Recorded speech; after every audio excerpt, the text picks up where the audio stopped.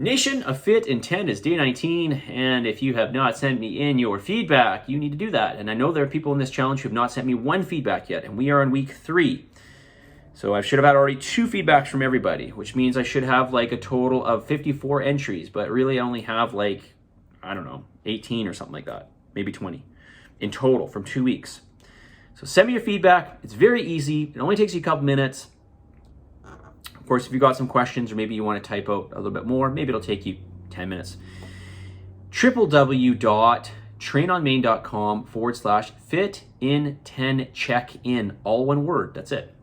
Okay, just send me in your feedback. It's part of your accountability. It's like I said in the presentation that I did in the beginning. I said arguably the number one pillar in this challenge for change is the accountability pillar. This is a large part of your accountability. I'm just saying, I don't say the things that I do for no reason, okay? All right, day 19, the final day of the teens, and then we go into the 20s, right? So 19 days in, 51 days to go. So listen, I wanted to just touch upon some, just a question yesterday that was regarding some low-fat, low-protein, some low-fat, low-carbohydrate, high-protein snacks. This is a hard one because a lot of those snacks are not very tasty. For example, egg whites are, if you eat egg whites, they are zero protein, they are zero fat, zero carbohydrate. If you eat white fish, you know, a lean white fish, most white fish, I think pretty much all white fish is, virtually all white fish is very lean. That would be a good example, but these are not really tasty things, right? Egg whites and white fish are really not that tasty because they just don't have carbs and fat. So we have to look at some things. We have to get a bit creative. Anyways, here are some more ideas. I'll just go through some that I talked about yesterday because I didn't really explain those that well.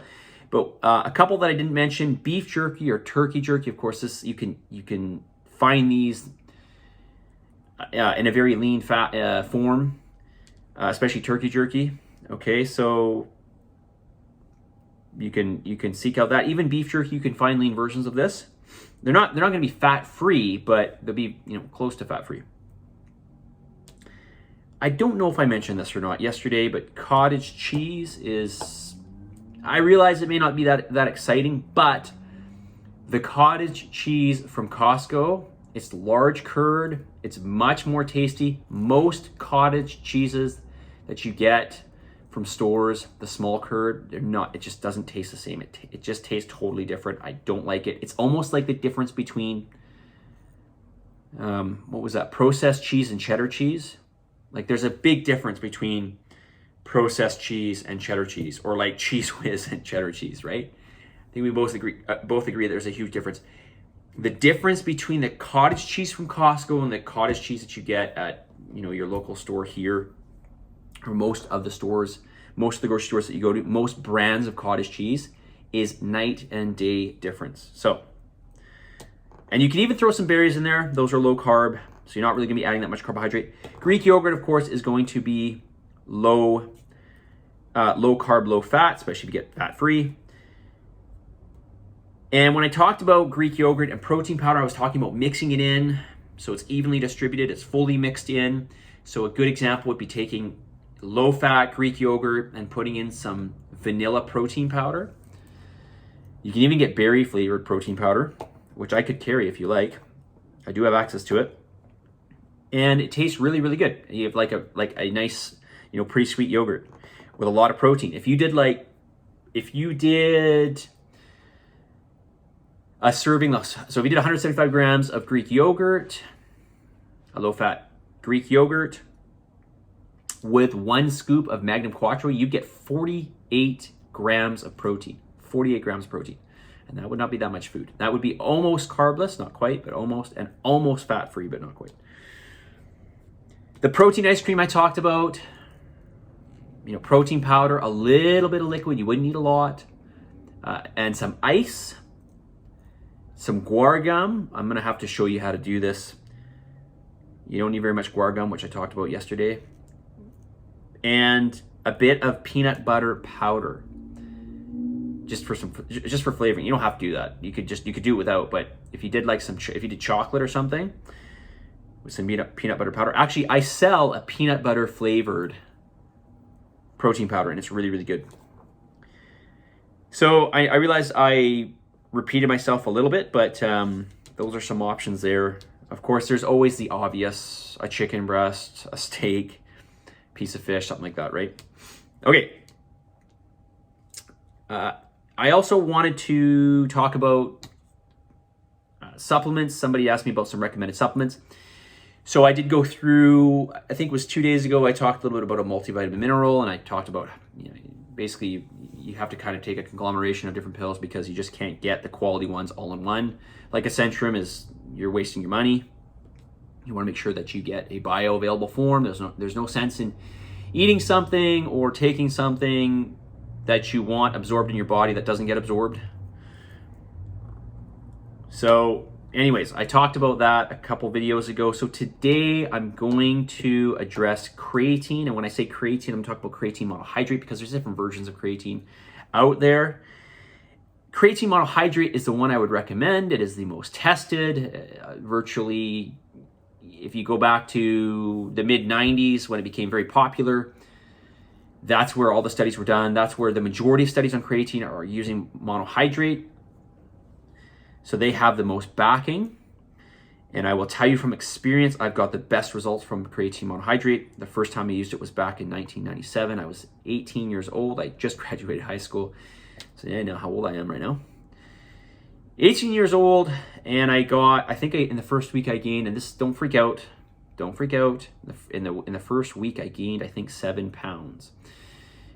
But this may not mean a whole lot to you, but when I was working out, my what we call a pump, basically when the muscle just feels like it's swollen, was just so great because, well, I'm kind of jumping ahead here, but creatine increases that intracellular water store, which is a very good thing for recovery and strength. So this is not like water that's making you look puffy. This is not water retention. This is not extracellular water. This is water in the muscle. So this would just, if you were to gain that kind of water in the muscle, you would just end up looking leaner because your ratio of muscle mass, right? Muscle mass, the total mass of the muscle is going up because there's more water in there. The total mass, the muscle mass versus your fat, this is assuming your fat stays the same, okay? Let's just, for argument's sake, say your fat stays the same, changes. So your body fat actually goes down, and the look of it is a leaner look because there's more muscle mass. There's more mass of the muscle, right? Versus the fat. So, but that's not the only reason you want to take creatine. It's not just for the intracellular water retention, which is a good thing, which promotes protein synthesis. This is how it helps recovery. But also, you want it for it acts as a phosphate donor, essentially. So what essentially powers muscle contraction, especially high force or high intensity muscle contraction. Basically, if you're trying to produce a lot of force in a short period of time, you end up using a lot of ATP. This is the currency for muscular contraction. You end up using a lot of this, like I said, if you do high force things like resistance training, right? When you're doing something within like where you're fatiguing in 15 to 45 seconds or something like that. You're using a lot of ATP. Creatine is a phosphate donor. So basically what that allows is it allows for more phosphates to be available to generate more ATP. Okay, I won't go into the science of it or too much. Just you don't have to worry about that. But just know you have more of those reserves. You have more of that stuff to feed the muscle contraction or to fuel the muscle contraction. So this means you're immediately going to get stronger. Not significantly, but you're probably going to get 5% stronger or 7% stronger. You're going to see your numbers immediately jump. You're going to feel like, wow, that weight that I can only do for 8, somehow I'm getting 11 or something like that, or 12. Okay, you will notice a jump in your strength. Anything else I wanted to say about this here? Yeah, that water retention, I know that freaks out some people, and but this is only going to help you in terms of your recovery, in terms of you improving your gains. When I say your gains, this is in muscle mass gain, not just in water, but because there's more water, the water enhances the protein synthesis. Protein synthesis is something that we want. This is the building of muscle, the actual tissue, not the water, but the tissue. And this is really, really important. And I will also say that creatine is probably been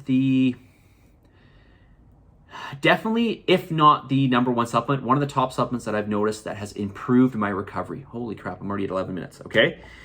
That's all I'm going to say on that. So creatine monohydrate, one of the top supplements that I'd recommend, male or female. Okay, but if the number on the scale is the only thing that's important to you, then don't take it.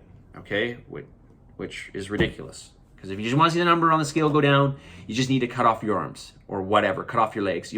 You'll weigh so much less if you cut off your legs. Like you'll be so happy because that number will be so much less.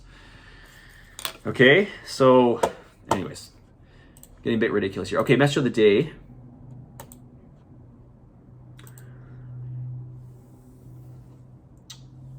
All right, day 19 message of the day, progression, not perfection. I did talk about this. I have mentioned this. You've heard me say this. Well, if you've watched the other videos, progression, not perfection, or maybe it was when I was giving whatever the tutorial in the beginning. I know I've said this already. Progression, not perfection. So if you're not getting everything right now, I know some people are struggling with the diet. I just had a meeting with somebody today about it, in fact. And I'm just saying that because if you want extra help, you can always reach out to me. We can have a meeting, virtual meeting or whatever. The point that I'm making is that if it's not perfect, that's okay. The point is, are you improving on a somewhat timely basis? Are we improving? Have you made a change from, even in what you're doing from day 1 to day 7? How about from day 7 to day 14?